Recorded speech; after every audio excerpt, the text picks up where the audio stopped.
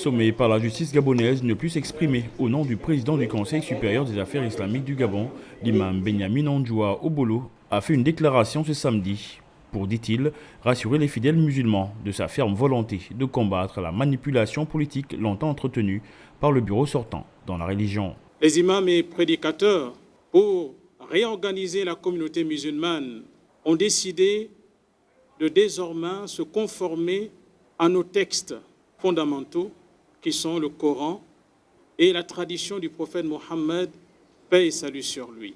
Pourquoi les imams ont-ils décidé de revenir aux fondamentaux?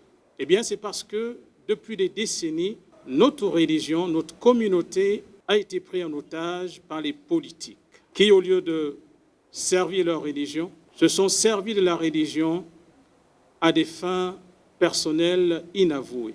Qu'en est-il exactement de l'application de la charte dans la résolution des crises au sein du Conseil supérieur des affaires islamiques du Gabon? Le chemin que nous avons pris, c'est le chemin du livre d'Allah et de la tradition prophétique.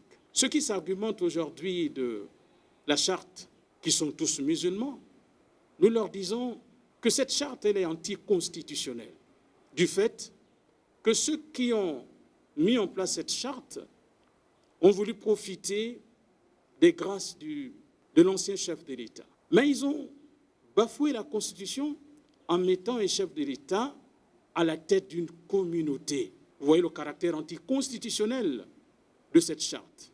Secondo, c'est une charte qui n'a pas été signée et donc qui n'a pas de valeur juridique.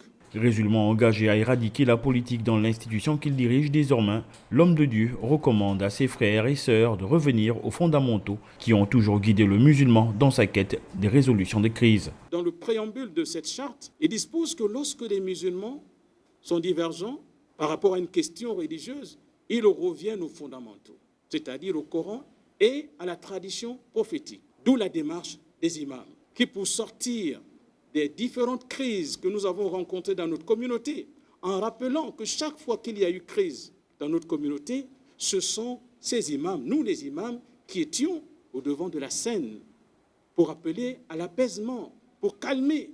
Rappelons à toutes fins utiles que l'imam Benyamin Andjoua a été porté à la tête du CSEG le 14 septembre dernier par un consortium d'imams prédicateurs du pays, puis destitué par décision de justice.